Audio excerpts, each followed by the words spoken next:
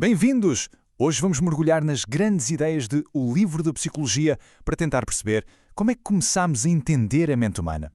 Pois a mente parece um território mesmo misterioso e complexo, não é? Cheio de símbolos estranhos, ideias que parecem competir umas com as outras.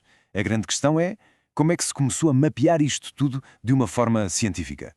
Ok, o nosso roteiro para hoje é simples. Vamos começar pela ciência da mente, depois ver como tudo começou, passar pelas grandes escolas de pensamento, olhar para a psicologia hoje em dia e por fim perceber porque é que isto tudo realmente importa. Vamos a isso.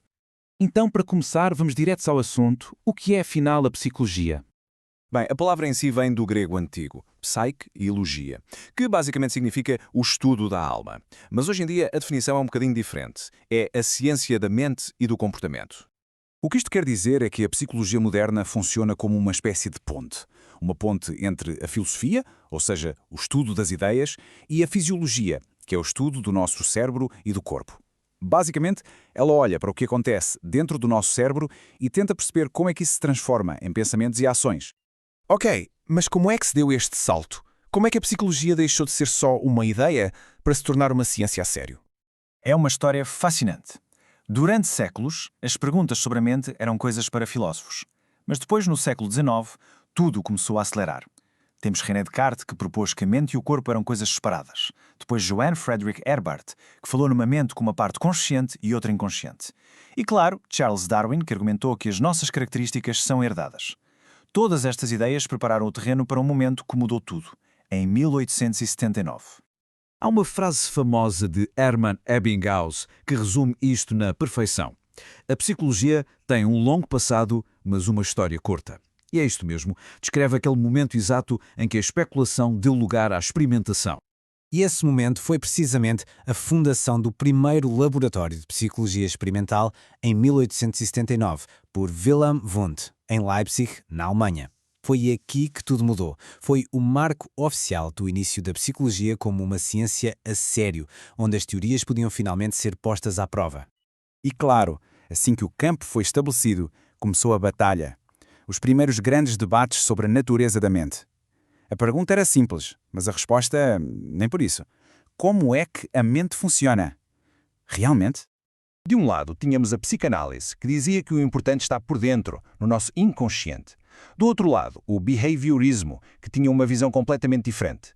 Para eles, a mente era uma caixa negra, e o que interessava era o que se podia ver, o comportamento observável. O grande nome da psicanálise, claro, foi Sigmund Freud. A sua grande ideia era que o inconsciente é a verdadeira realidade psíquica.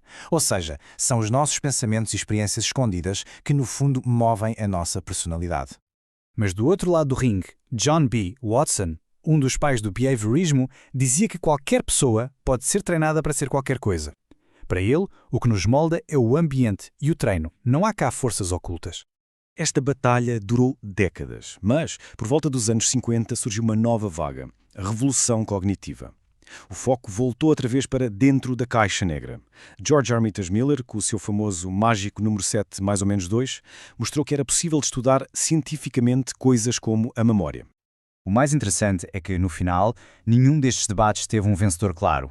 O que aconteceu foi que toda esta discussão levou ao campo vasto e super diversificado que a psicologia é hoje.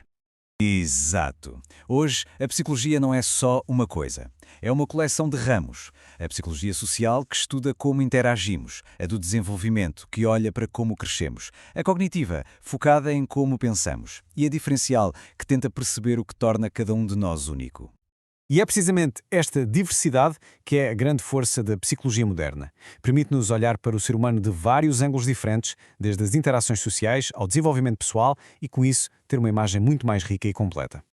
Ok, então depois de toda esta viagem, desde a filosofia antiga até à ciência moderna, por que é que isto tudo importa? O que é que levamos daqui? Acho que a melhor forma de responder a isso é com esta citação de Paul Valéry. A finalidade da psicologia é dar-nos uma ideia completamente diferente das coisas que conhecemos melhor. É isto. Não se trata apenas de factos, trata-se de mudar a perspectiva. E a verdade é que as ideias da psicologia estão por todo o lado. Influenciam a política, os negócios, a publicidade, a educação, até a forma como se lida com a saúde mental. As suas descobertas entranharam-se na nossa cultura e deram-nos uma nova linguagem para falar sobre nós mesmos. No fim de contas, Esta jornada, que começou como uma questão filosófica e se tornou uma ciência complexa, deixa-nos com a pergunta talvez mais fundamental de todas.